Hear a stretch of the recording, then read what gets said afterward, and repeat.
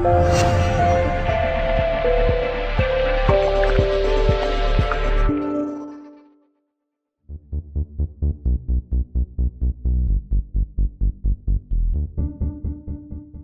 I guess a frustrating afternoon for you today, and did you deserve that result? It's not about what you deserve, it's what each team takes out of it. And Woking were strong and ruthless in terms of taking their chances. I'm really disappointed with our defending. We obviously played a certain system to give us a little bit of depth and balance cover at the back, and it's so disappointing to see that three-man defence to be exposed on not just one but several occasions that led to goals.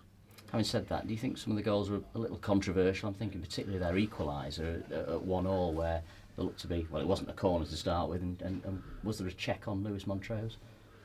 Well, yeah, there was a blatant foul on Lewis, but yeah, the throw comes in, it comes off the number 9 and goes out, and the referee gives a corner, and then it's compounded then by the body check on Lewis.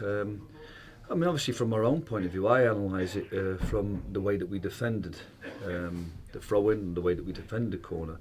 But I won't go into them details that should have been done better. But yeah, no, I just have to say, I mean, the referee gave me a warning, but you only get dissent when the referee is as poor as that. Now, he was particularly poor today. I mean, Gary Hill was extremely frustrated as well with some of the decisions he was making, and it's just a shame because when you get into the first round, you don't want to be talking about the referee at the end. You want the referee to be of such a standard that the game is just about the qualities of each team. And I thought he drew a lot of attention to himself, the referee today, with some really poor decisions. One of your big decisions today was to include Jimmy Ball, and well, certainly at half time, what a great decision. He's popped up with 2 goals.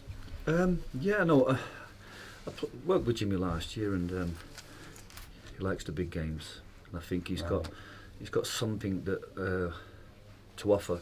I think obviously his first game at Darton, he was sensational for a first half. The lad was quality today, and he took his 2 goals really well. He could have even gotten us a goal on Saturday when he came on as a sub. And I think the front three, to be fair to them, in the first half were really strong. Josh, Danny Lloyd and Jimmy Ball were electric in the first half, and really engaged everybody that was viewing the game with the chances that they created and the purpose they went around. So maybe the decision not to start them 3 last week was a good decision. We obviously went with a decision with the other 7 to play 3 centre-backs, 2 wing-backs and 2 holding midfielders. And I was so disappointed at the end of the game that the quality that we've shown up front wasn't enough to win the game, because the last thing I expected playing that formation was to concede 4 goals. Having said that, Woking had 4 shots on target and all 4 have gone in. I mean, they've just been clinical, haven't they? Yeah, no, good, fair play to them. I mean, good counter-attack for the first one, so the quality of the openings were good. The second one, obviously, I think we should have been, our spare zonal player at the near post should have been in a better position to clear that header. Even though they got a header, it's gone in, and it should be, the job of the man in the front post is to stop the flat cross, but then his second job is that if the ball goes deep is to get back on the line. So how that ball trickles in there is a real disappointment to me. 4th goal I'm not really bothered about, but still they've got 1 centre forward up front, we've got 3 defenders, and Rossi gives away a foul by being pinned, and we talked about that at half time about the first man being really strong in terms of going and attacking the ball, and the other 2 providing depth.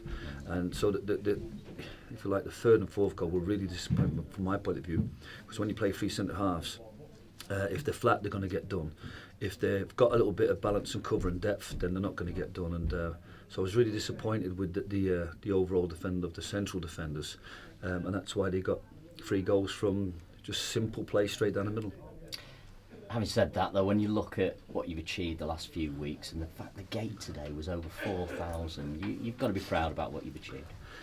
Yeah, I mean, it's hard when you've lost, I know, but I'm a forward-thinking person, and I think we've come a long way in the last 2 months, and I was reflecting that we've only been beaten in the last 2 months by teams, obviously starting with the Darlington defeat, which was a poor one, but since then we've only been beaten by 2 full-time sides at our level. We've been beaten today by a part-time side from a higher level, but Woking have got some quality and some physicality, and they've got some experience now. I mean, they must have been boosted by the return of Yakubu and Saha to add to the team. So from our perspective, there's no shame in losing to those three sides, because on the balance of probabilities, they should beat us, a team from a higher level or a team that's full-time over a part-time. The disappointment for me is that if we play and learn and grow, that we shouldn't be losing the final game. We shouldn't be losing the Kidderminster game. We shouldn't be losing today, because we're giving away goals that should not be conceded. So from my perspective, I am proud of what we achieved, and I'm proud of the way that our fans and everybody at the club has reacted to the positivity that's on the pitch. But from my point of view now is that we've got a massive 2 months ahead now where we really want to be growing, and that growth starts on the training ground, and we need to be better. We need to get more out of our players. My players need to be more efficient on the pitch, and they need to take the details that we put in training into the games. And like I said, if they don't, then I need to maybe shuffle the pack and tidy things up. But I think there's a lot more to come from these players if they learn and apply themselves the stuff that they get on the training ground. And so there's more growth to come. So I am proud, but I'm not getting complacent. I think we need a lot more growth from our players to be serious contenders for the playoffs or promotion. Thanks for that. Thank you. You're welcome.